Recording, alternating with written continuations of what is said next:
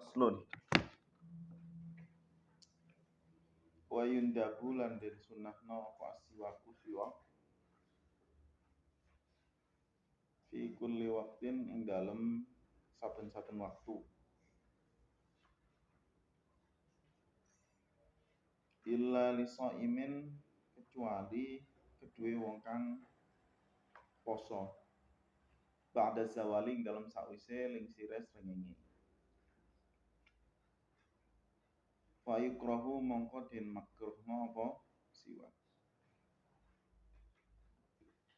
Jadi siwak itu disunahkan di segala hal. Bahkan salah satu contoh kalau saya bicara hadis itu mencontohkan, kan hadis itu ada yang qauli, itu berupa ucapan Nabi atau dauhan Nabi, atau ada yang fi'li. Salah satu contoh yang fi'li itu adalah ketika Sayyidah Aisyah meriwayatkan bahwasanya idza dakhala Rasulullah sallallahu alaihi wasallam al-baita bada'a bis-siwak. Jadi ketika Rasulullah masuk rumah, Rasulullah selalu memulai dengan bersiwak, siwakan dulu. Itu termasuk saya ketika nyontohin hadis ya. Hadis itu kan ma'udifa ila Rasulullah, yaitu sesuatu yang disandarkan kepada Rasulullah min qaulin, baik berupa perkataan, au fi'lin atau perbuatan, au takririn atau pembiaran, ya kan, au sifatin atau sifat. Nah, contoh yang qaulin itu banyak ya, kayak contohnya laula qala Rasulullah sallallahu alaihi wasallam laula an asyqa ala ummati la amartuhum bisiwak. Kalau yang hadisul fi'li yang diriwayatkan oleh Aisyah, an Aisyah radhiyallahu anha qalat kana Rasulullah sallallahu alaihi wasallam idza dakhalal baita bada'a bisiwak. Ketika Rasulullah masuk rumah, maka yang pertama kali beliau lakukan adalah siwakan. Nanti yang takririnya apa?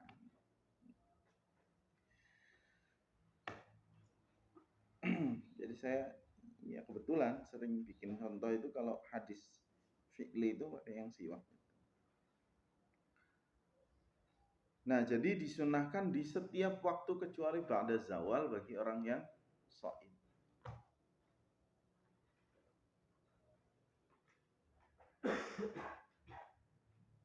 Kecuali menurut ikhtiar Imam Nawawi. Di mana Imam Nawawi itu mengatakan sunnah di setiap waktu walaupun orang itu sedang puasa. Jadi ketika berubah baunya atau warnanya tetap disunahkan untuk siwakan walaupun setelah itu. Tapi itu namanya ikhtiar. Jadi ikhtiar itu ya pilihan sendiri, qaul yang dipilih oleh beliau sendiri yang biasanya nggak kuat. Ya, jadi banyak ikhtiarnya Imam Nawawi, tapi justru akhirnya banyak yang menggunakan. Contoh ikhtiar Imam Nawawi itu contohnya seperti bolehnya akad mukhabarah, bolehnya akad muzaraah atau mukhabarah. Mukhabarah itu ketika saya menyewakan tanah sawah, kemudian nanti digarap oleh orang lain, contoh si A. Nah, si A ini ngegarap bibitnya dari dia. Terus nanti hasilnya persenan. Contoh saya dapat 20%. Nanti 80%-nya buat yang garap seandainya. Itu hukumnya apa? Menurut mazhab haram, nggak boleh. Kenapa? Karena nggak jelas. Nggak jelas apa? Nggak jelas upahnya. Jadi meskipun di situ sudah ada persenan, tapi bisa jadi nanti sawahnya apa? Gagal panen. Kalau sawah gagal panen, berarti saya menyewakan tanah, saya nggak dapat apa-apa. Yang boleh hanya akad ijarah. Ya. Jadi akad ijarah kan jelas. Setahun sawah saya sewakan berapa? Contoh 2 juta. Jelas. Mau digarap sawahnya silahkan. Garapnya sawah sawahnya digarap terserah, nggak digarap terserah, mau hasil panennya melimpah terserah, atau gagal panen terserah, pokoknya saya dapat 2 juta dari hasil sewa tanah, ya kan? Tapi kalau mukhobaroh atau muzaroah, kalau muzaroah itu berarti bibitnya dari saya, bukan bibitnya dari yang ngegarap sawah. Jadi dua-duanya itu haram menurut mazhab Syafi'i. Tapi ikhtiarnya Imam Nawawi itu membolehkan. Ini jadi menyelamatkan orang-orang Indonesia. Karena banyak juga di Indonesia praktek mukhobaroh. Ya, di mana sawah disewakan terus nanti bayar sewanya itu pakai hasilnya. Hasilnya seandainya mendapatkan 10 kintal, nanti yang punya sawah itu dikasih berapa kintal. Jadi menurut perjanjian aja gimana. Terus termasuk yang ikhtiarnya Imam Nawawi juga ini, yaitu apa? Mengatakan bahwa siwakan bagi orang yang puasa setelah zuhur itu tetap disunahkan.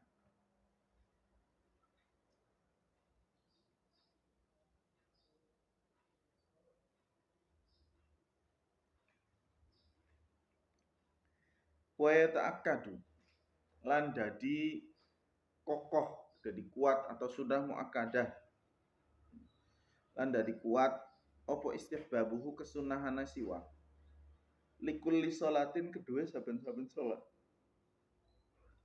wa qiraatin lan maca Quran.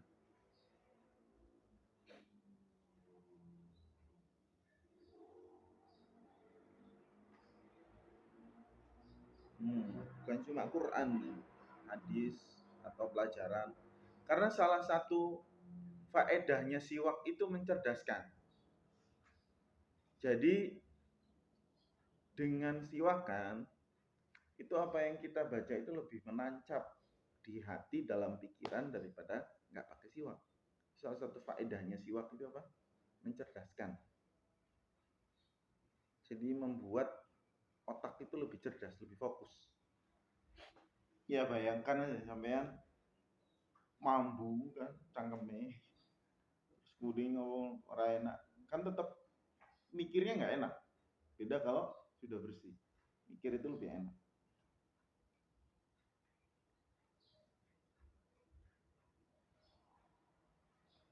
Wa wudu'in lan wudu, wa sufrati asnanin lan kuninge pira-pira untu, wastiqadhin lan tangi atau ngelilir, minan naumi saking turu,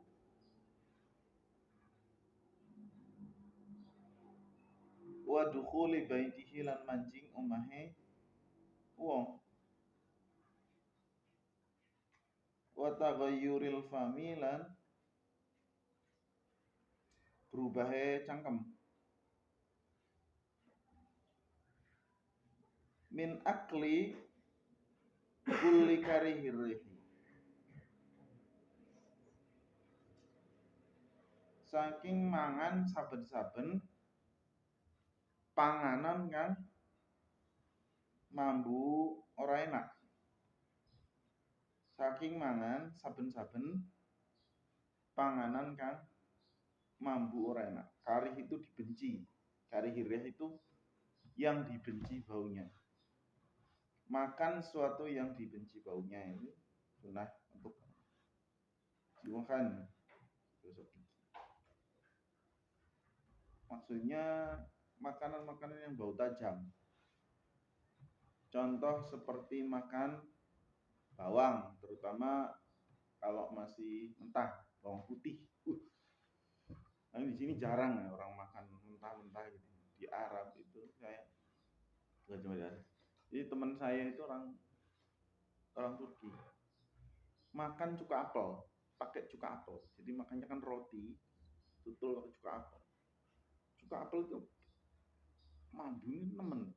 Kita ngomong brang brang brang. Cuka apel terus kadang makan apa? bawang yang masih mentah, diiris-iris terus dicampur sama apa, sama susu susu yogurt lah kalau di sini, terus campur roti dimakan. Itu kalau ngomong itu semeter kerasa baunya. Kalau di kita apa? Duren. Duren yang biasa dimakan, terus baunya hebat. Duren, jengkol, pete. Jengkol itu masih belum seberapa bandingkan kalau makan bawang putih mentah juga. Bawang putih mentah itu kalau dimakan, kerasa banget. Kalau ada yang masak bawang putih, ya, masak terus ada campuran bawang putih, itu kerasa kan? Itu dimasak tuh, mentah lebih jos. Nah itu kalau setelah makan sesuatu yang bau, maka sunnah untuk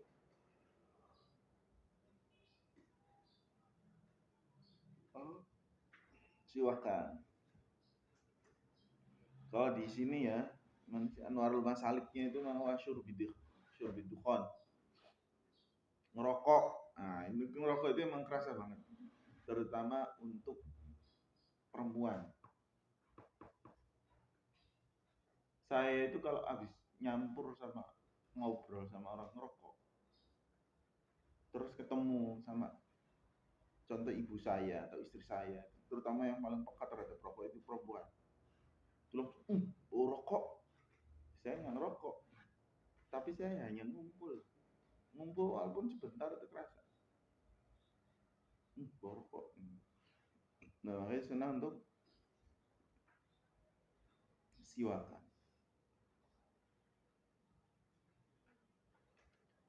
Watarki aklin nan ninggal mangan puasa contohnya.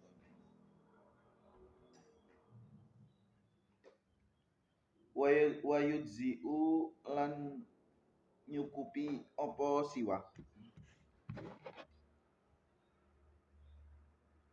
Wayudziu lan nyukupi opo siwak bikulli khashinin kelawan saben-saben perkara kang kasar.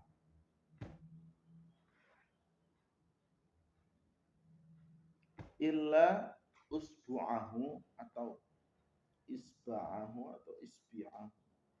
Salah.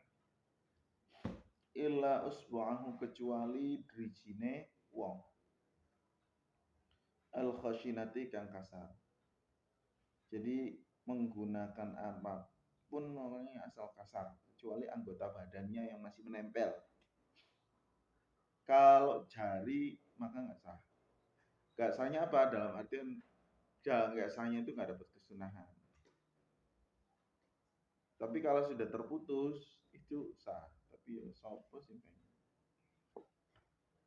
Al afdalu utawi kang luwih utama iku bi arokin kelawan kayu arok. Wabia bisin lan kelawan siwak kang garing nudia kang den telesi apa ya bis.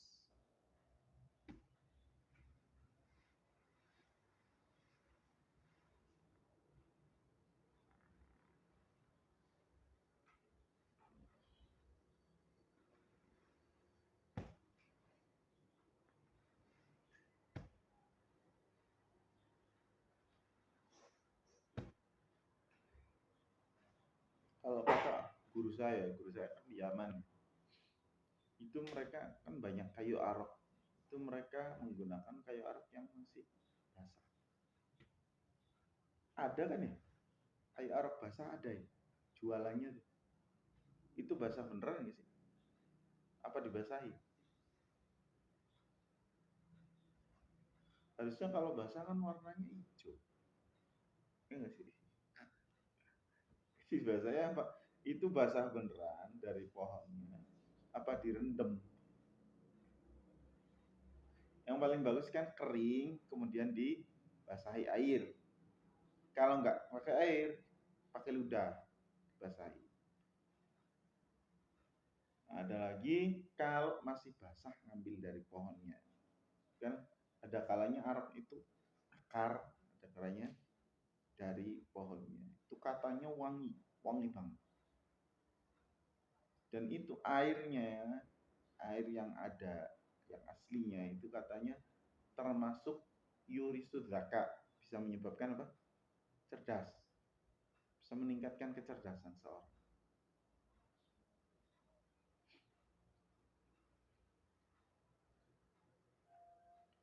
Wa ayyastaka lan yentos siwakan sapa wong ardon kelawan malang.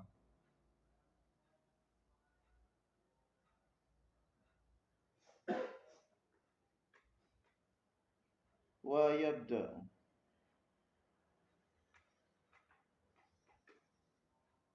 malang gini ya. Gini, bukan gini. Gini sunnahnya. Supaya kalau gini kan takutnya kena gusi, nanti berdarah. Soalnya kan kalau siwak itu kan kasar.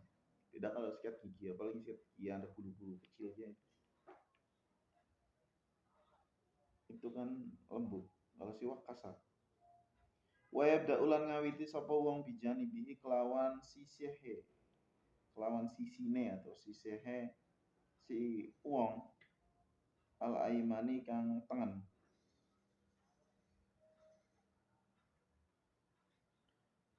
Wa yabda'a atau wa yabda'u sama aja ya. Wa yabda'a berarti atofnya ke wa ayyastakai wa ayyabda'a.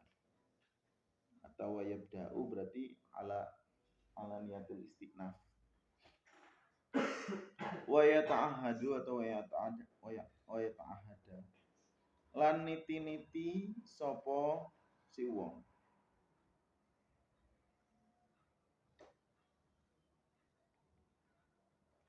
Karosiya adrasihi ing pira-pira untuk grahame bam, bahasa kadang untuk bam atau untuk graham, untuk grahame si wong. Wayanwi atau wayanwiya, wayanwiya berarti wa ayanwiya. Wayanwi lan niat sapa wong bihi kelawan siwak as-sunnata ing kesunahan.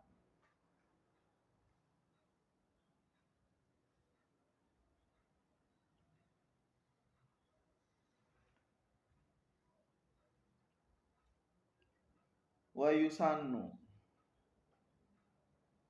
lan den sunahaken apa qalmu dzufrin, apa motong kuku.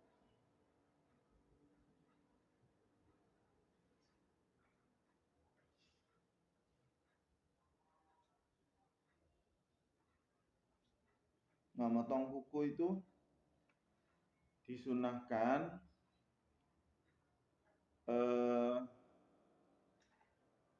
di hari Senin, Jumat atau Kamis. Selain itu malah jatuhnya makruh. Tapi bukan motong kuku yang makruh ya. Yaitu melakukan motong kuku di hari tersebut, di hari selain Senin, Kamis dan atau afdolnya Senin, Kamis, Jumat. Kalau Jumat berarti sebelum sholat Jumat. Kalau Senin itu katanya kan menyebabkan pinter ilmu, kefutuh ilmu. Kalau Kamis itu menyebabkan kaya. Kalau Jumat bisa dapat keduanya katanya. Dan untuk cara motong kuku itu macam-macam ya. Kalau kalian baca yang di Bushul Karim atau baca di Yana atau Bajuri, itu caranya macam-macam. Ada yang mengatakan ya udah kanan dulu baru kiri. Ada yang mengatakan kanan dulu tapi dari sini. Kanan dari sini ya, terus ke sini, terus ke sini atau ke sini. Ada yang caranya itu al-khobas. Al-khobas itu berarti ibham terus khinsir au khobas. Ibham, wusta, khinsir, binsir, sababa. Atau au khosab ada juga, yaitu ibham, wusta, khinsir, sababa, binsir. Macam-macam caranya. Intinya sunnah. Dan yang sunnah, jadi macam-macam ya. Itu ada yang caranya ini dulu, kemudian ini, terus ini. Ada yang mengatakan ini dulu, ini, terus ini. Dia mengatakan kalau saya sampai sekarang yang masih saya pakai, nggak tahu karena mungkin saya bacanya yang itu dulu kali ya. Jadi saya, yaitu dari sini dulu, sini ke sini, kemudian ke sini. Tapi ya boleh kalau nggak, pokoknya intinya motong kuku lah. Tapi kalau untuk yang kaki itu dari sini ke sini langsung kaki ya. Dari kelingking ke kelingking kiri, kelingking kanan ke kelingking kiri. Atau ya terserah. Nah itu mah afdolnya, katanya afdolnya begitu.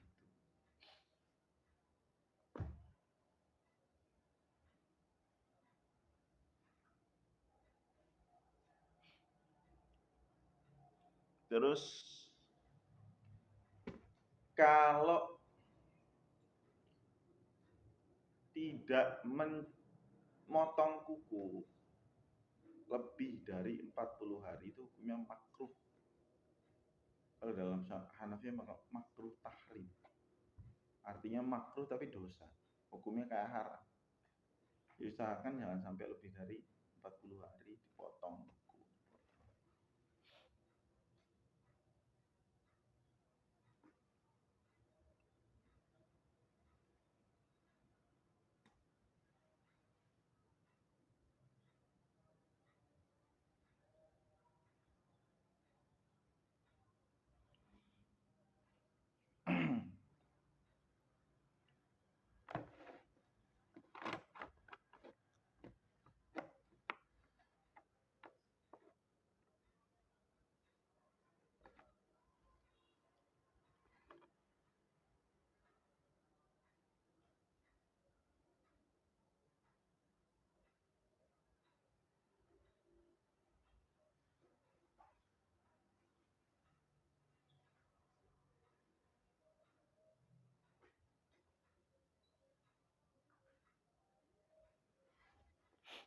Wa isanu qalmu dhufrin wa qassu syaribin lan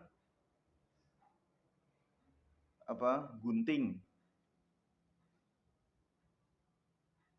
gunting kumis atau brengos.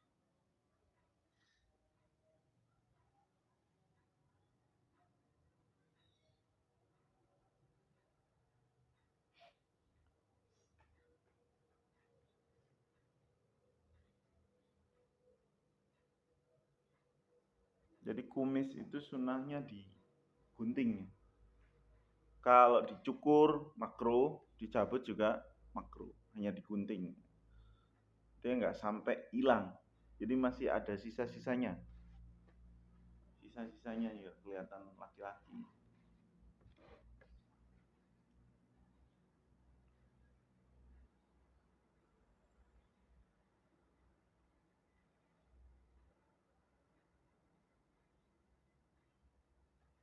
Pokoknya sekiranya sudah panjang, nutupi ini atau panjang banget, maka sunnah untuk dipotong sampai terlihat merahnya bibir, atau nek bibir ireng ya irengnya bibir. Wa natfu ibtin lan nyabut ulu kelek.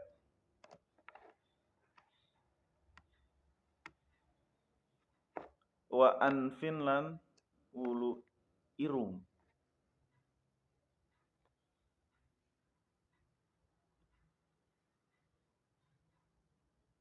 Liman kedue wong i'tadahu kang biasaaken sapa man ing natfu. Dan sunahnya lagi adalah nyabut bulu ketiak sama bulu hidup.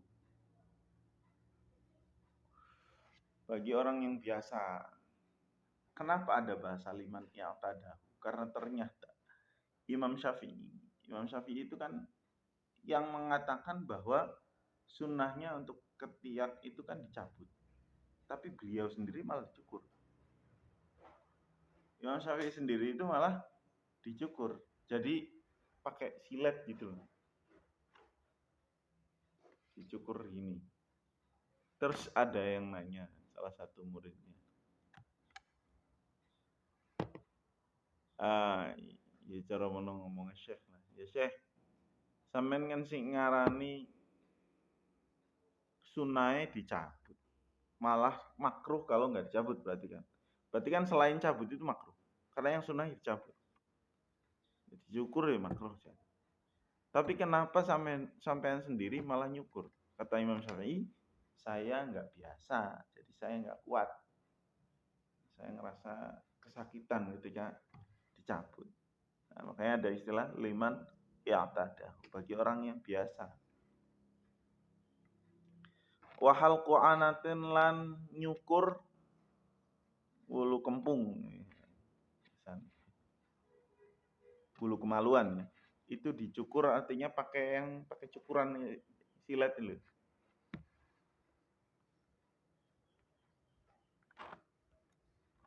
Itu untuk laki-laki, untuk perempuan sunnahnya dicabut. Itu pun kalau kuat, kalau nggak kuat ya enggak. Sunnahnya itu tiap 40 hari ya. Untuk laki-laki itu sunnah tiap 40 hari dicukur.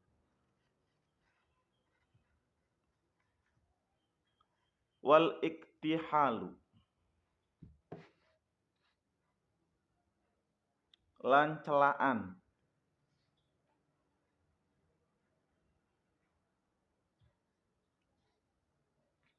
witron kelawan ganjil salasan kelawan ping telu fi kulli ainin ing dalem saben-saben mripat.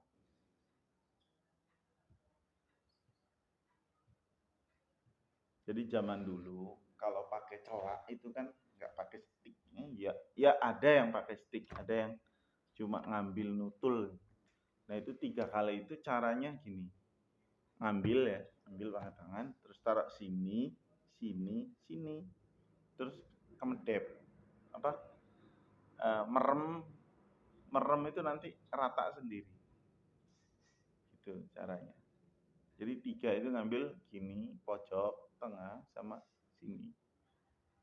Terus ini kedip rata.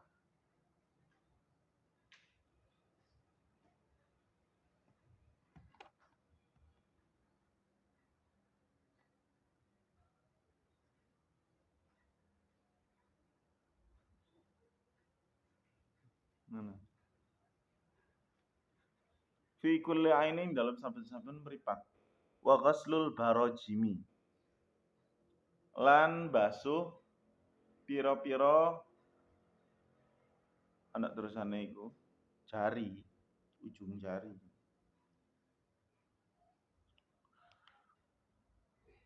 Wahya utawi barajim iku uqadu zuhuril asabi'i iku bundel pira-pira bundelane pira-pira jabone pira-pira driji pira-pira kabeh.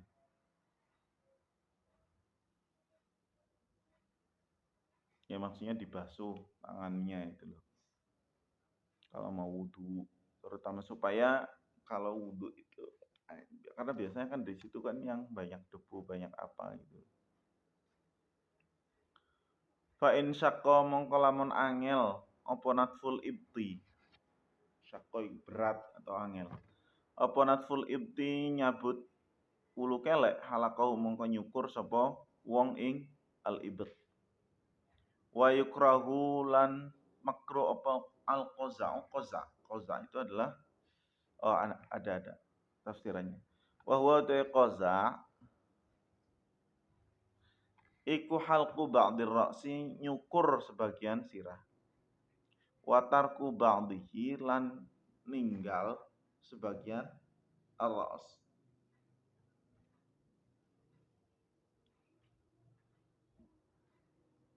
Dimakruhkan qaza, yaitu apa? Cukur botak sebagian. Botak tapi masih ada sisanya. Yang sekarang. Cukuran yang sekarang itu kan, ini dibotak ya? Ya enggak? Saya pernah. Saya nggak tahu kalau sekarang tuh zamannya gitu. Ternyata kalau sekarang itu cukur itu yang bagian sininya dibotakin dulu. Botak yang hilang. Baru nanti yang di atasnya ditipisin. Nah, ketika saya ke tukang cukur saya bilang jangan ada yang dibotakin. Qaza itu makruh tapi kebanyakan ulama mengatakan haram, bukan cuma makruh. Kebanyakan ulama mengatakan haram.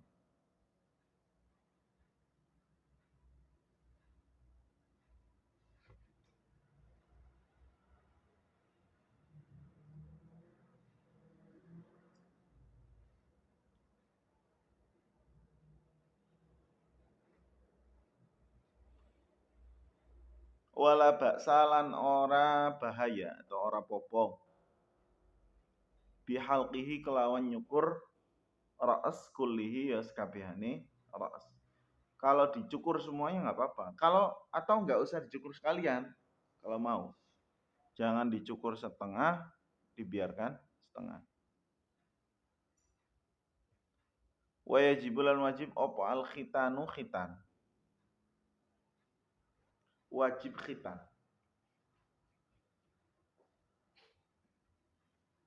Bagi laki-laki ya. Kalau bagi perempuan itu kalau fatwa zaman sekarang haram. Khitan bagi perempuan, fatwa zaman sekarang haram. Fatwanya Syekh Ali Jum'ah. Fatwanya Syekh Ramadan, Syekh Said Ramadan Al-Buti. Itu mengatakan khitan itu bagi perempuan haram. Kenapa? Karena terbukti menurut ilmu kedokteran, perempuan di khitan itu sangat berbahaya. Sangat berbahaya. Ya kalau zaman dulu kan sunnah. Sunnah. Ya karena kalau menurut mufti-mufti yang sekarang ini mengatakan orang zaman dulu nggak tahu kalau itu berbahaya. Nah sekarang ilmu kedokteran menyatakan bahwa khitan bagi perempuan itu berbahaya, makanya haram. Zaman sekarang, fatwa sekarang. Tapi kalau untuk laki-laki tetap wajib.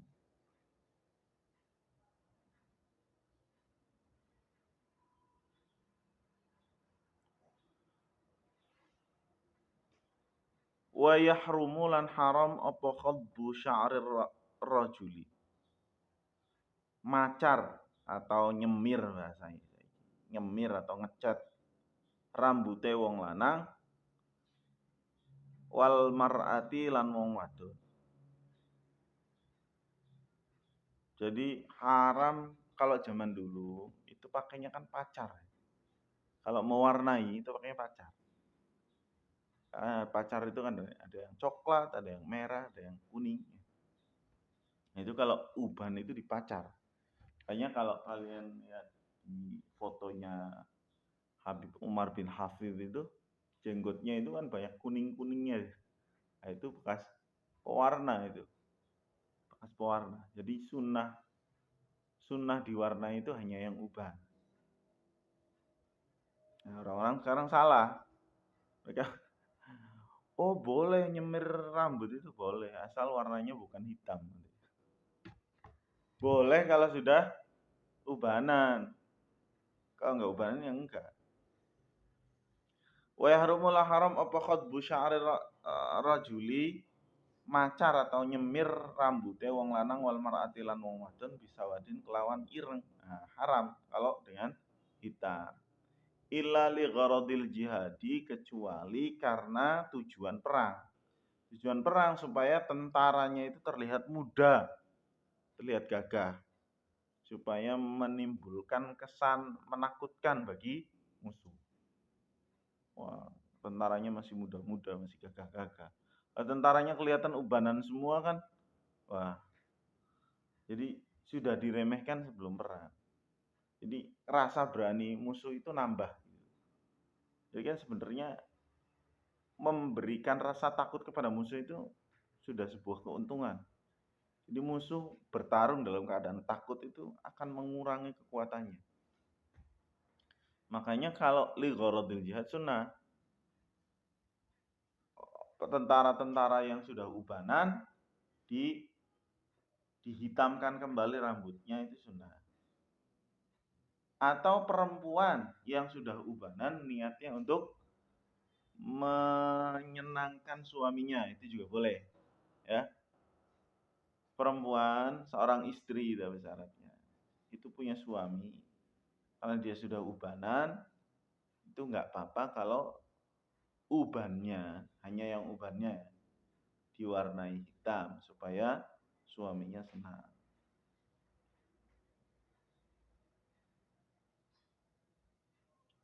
Wa yusannu lan den sunahaken apa khutbu sya'ar khutbu bisufratin kelawan kuning au humratin atau abang. Nah, di syarahnya juga kalau yang bawa Anwarul Masalik wa yusannu khutbu syaibi, ya kan? Nyemir uban, hanya uban.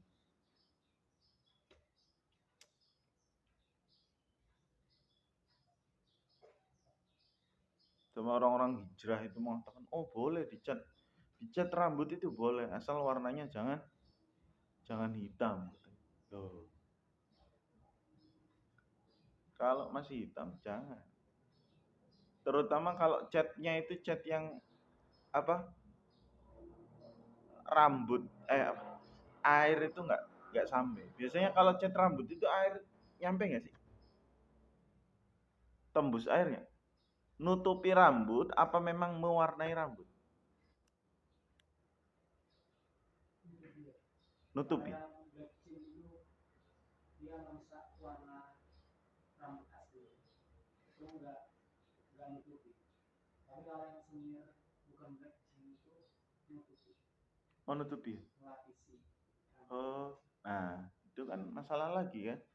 Kalau pacar itu kan punya warna sendiri kan. Kalau pacar itu memang dia nanti ininya hilang, ainnya hilang. Jadi tinggal sisa yang warna. Pernah pacar nggak? Sini ya. Contoh pacar kuku taruh di sini atau di kuku lah. Itu kan nanti diambil ainnya, yang sisa itu apa? Akarnya berarti. Ya khutbu itu pacar. Nah, apalagi kalau cat rambutnya itu yang sampai menghalangi air sampai ke rambut itu double itu haramnya.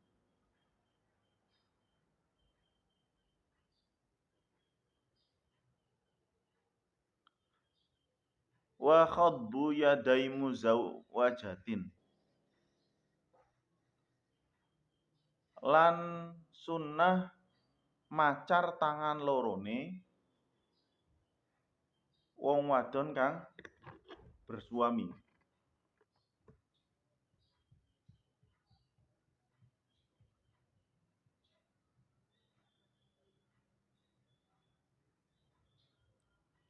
Warijlaiha lan sikil lorone muzawwajah takmiman kelawan di menyeluruh bihinain kelawan hina kelawan pacar. Jadi hanya orang yang bersuami ya yang boleh, yang sunnah.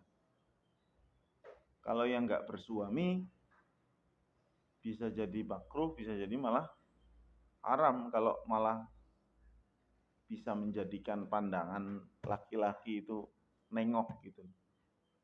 Ya.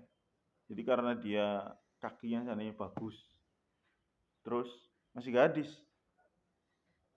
di pacar, terus jalan lewat depan laki-laki, pacarnya bagus, jadi akhirnya laki-laki ngelihat, itu bisa haram. Wa yahrumu lan haram opo khutbu ala rijali ngatasé pira-pira wong lanang. Illa li hajatin, kecuali karena hajat. Hajatnya apa ya? Oh, kayak berobat.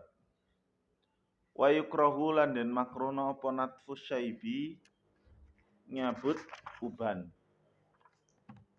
Apa natfus syaibi, nyabut uban.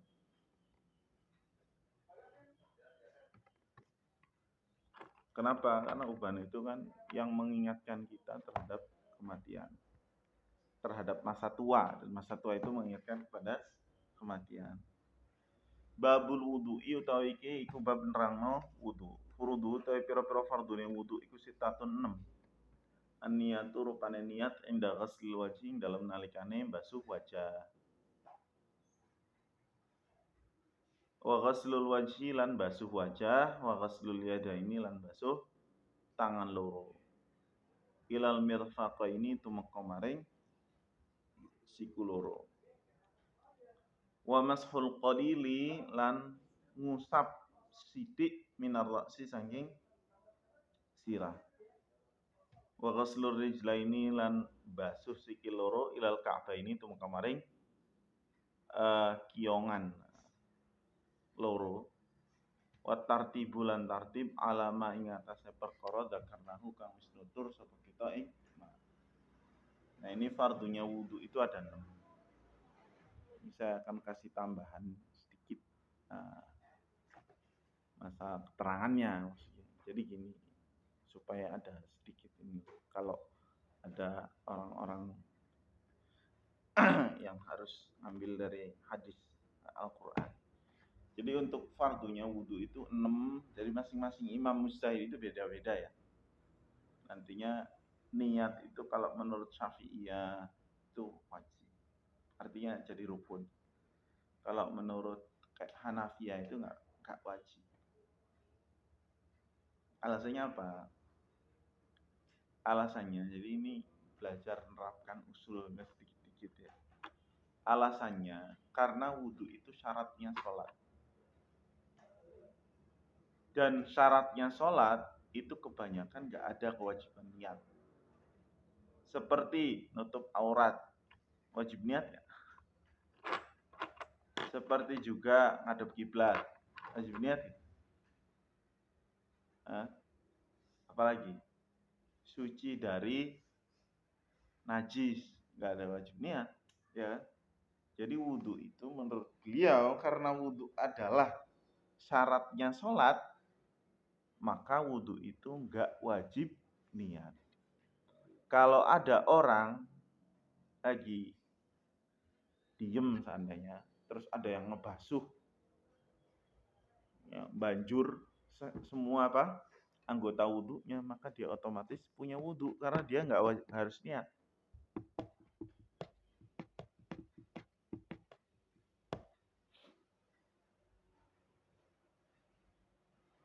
Nah, untuk rukun yang berikutnya adalah basuh wajah, basuh tangan, ngusap kepala, dan basuh kaki. Itu ada dalam Al-Quran. Ya ayyuhalladzina amanu idza qumtum ilas salati faghsilu wujuhakum wa aydiyakum ilal marafiqi wamsahu biru'usikum wa arjulakum ilal ka'bayn. Itu dalil kewajibannya, dalil rukunnya apa? Basuh wajah, basuh tangan, ngusap sirah, dan basuh kaki. Yang terakhir tartib. Nah, ini perbedaan lagi dengan Imam Abu Hanifah di sini tartib. Tartib itu menurut Abu Hanifah nggak wajib. Kenapa? Karena redaksinya pakai wawu. Kalau wawu itu nggak ada wajib tartib. Kan faghsilu wujuhakum terus wa aidiakum. Pakainya wawu kan? Bukan fa aidiakum. Kalau fa aidiakum itu tartib. Atau summa aidiakum, maka contoh jaa zaidun fa amrun. Siapa yang datang dulu? Ja'a Zaidun fa Amrun. Zaid dulu baru Amr. Ja'a Zaidun summa Amrun. Zaid dulu baru Amr. Tapi kalau Ja'a Zaidun wa Amrun itu artinya apa? Datang Zaid dan Amr. Siapa yang duluan? Nggak tahu. Bisa jadi bareng, bisa jadi Zaid dulu, bisa jadi Amr dulu. Begitu juga dalam ayat wudhu. Faghsilu wujuhakum wa aydiyakum, ya kan? Ilal marafiqi wamsahu biru'usikum wa arjulakum. Dalam ayat tersebut disebutkan wajib apa? Basuh. Pokoknya basuh muka, basuh tangan, ngusap kepala dan basuh kaki. Ya. Mana yang duluan terserah. Nggak wajib tartib karena wawu itu la yufidu tartib. Al wawu itu yufid tufidu apa? Mutlaqul jam'i ya. Mutlaqul jam'i atau al jam'ul mutlaq katanya. Pokoknya ngumpul, artinya pokoknya ada basuh tangan, ada basuh kepala, basuh wajah dan kaki itu udah cukup, nggak harus tartib. Nah, kalau Imam Syafi'i, kenapa Imam Syafi'i mewajibkan tartib? Pertama, karena ayatnya tartib. Walaupun menggunakan wawu, tapi ayatnya tartib yaitu faksilu wujuhakum. Yang pertama adalah wajah, kemudian wa aidiakum tangan, terus wamsahu biru usikum. Nah di sini harusnya kalau memang nggak wajib tartib, itu harusnya ayatnya itu faksilu wujuhakum wa aidiakum ilal marafiqi wa arjulakum dulu. Kenapa? Karena ada wamsahu biru usikum itu kayak jumlah muqtaridah, enggak?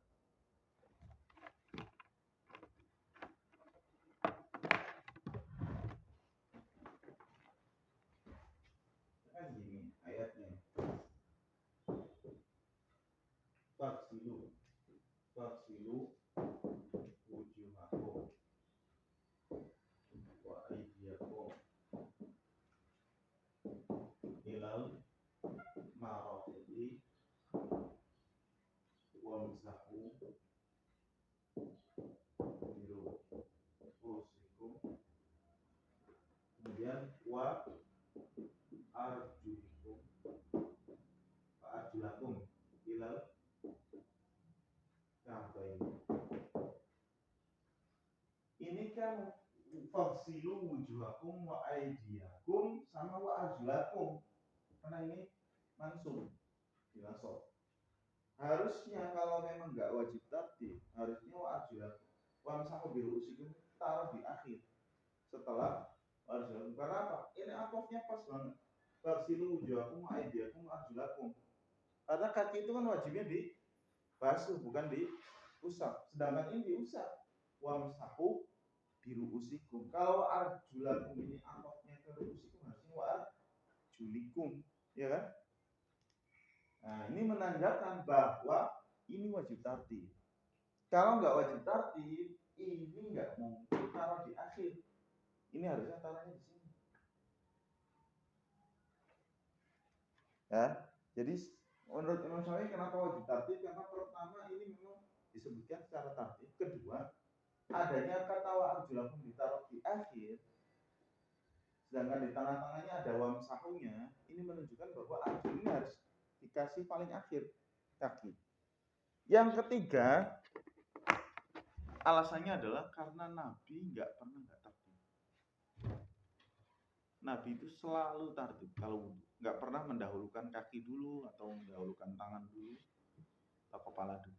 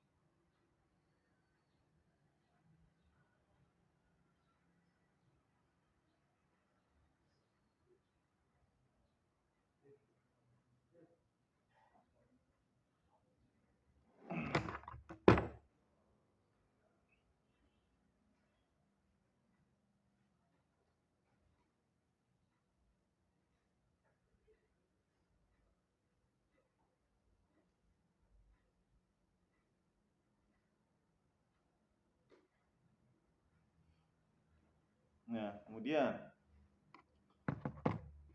kalau ghuslul wajhi, ya, batasnya wajah itu kan dari lughah. Karena wajah itu kan ma yuwajahu bihi, yang dilihat, yang dilakukan, digunakan untuk bermuajahah, saling bertatapan. Kalau kita ngelihat kan dari depan itu yang kelihatan yang ini, ya berarti itu apa? Yang wajib dibasuh. Kemudian untuk tangan sudah dijelaskan di sini, ilal marafiqi, sampai ke apa? Ke siku, ya, ke siku. Terus kenapa sikunya wajib dibasuh? Padahal biasanya bahasa ila itu yang setelah ila itu nggak masuk. Contoh saya bilang gini, akal tus sama kata ila roksiha. Saya makan ikan ila roksiha sampai ke kepalanya. Itu kepalanya saya makan nggak? Nggak dimakan. Tapi kalau akal tus sama kata hatta roksiha, dimakan gitu kan.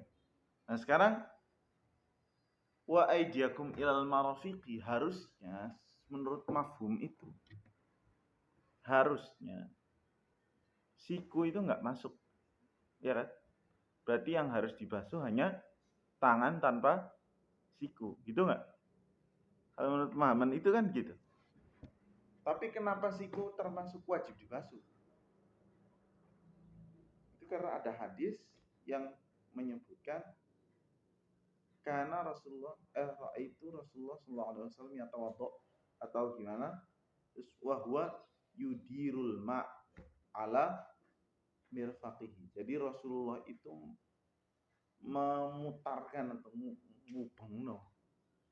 Jadi air itu ini kan sampai ke mirfaq. Ya. Maka itu menunjukkan kalau mirfaqaini ini masuk ke dalam apa? Masuk ke dalam bagian yang wajib untuk dibasuh. Untuk kepala. Nah, ini untuk kepala itu ada 3 khilaf. Untuk kepala itu ada 3 khilaf, yaitu ada yang mengatakan wajibnya itu seluruh kepala kalau ngusap. Ada yang mewajibkan seperempat kepala. Ada yang mewajibkan sebagian kecil. Contoh Imam Syafi'i itu pokoknya bagian dari kepala ada yang kena air itu udah cukup. Mashu ba'dir ra'si. Kalau Hanafi enggak, seperempat kepala. Loh, dari mana seperempatnya? Karena Nabi itu pernah enggak. Yang mengatakan ini, Imam Malik mengatakan wajib ngusap itu seluruh apa? Kepala. Karena Nabi biasanya kalau wudhu itu ngusap semua kepalanya. Dijawab oleh Imam Abu Hanifah, oh itu sunnahnya. Minimal itu seperempat karena Nabi pernah masaha ala nasiyatihi. Nabi pernah ngusap apa? Ubun-ubunnya. Ubun-ubun Nabi saat wudu. Ubun-ubun itu kan segini. Ubun itu segini. Jadi kalau dikira-kirakan ubun-ubun itu seperempat kepala. Makanya menurut Hanafiyah minimal itu mendapatkan seperempat kepala.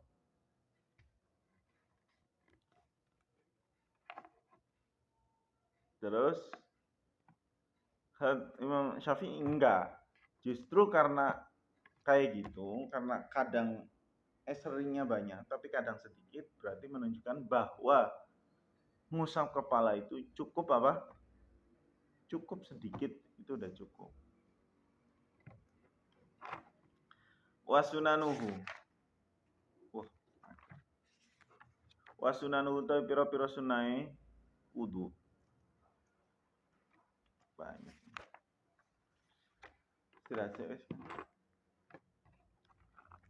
masuk nih.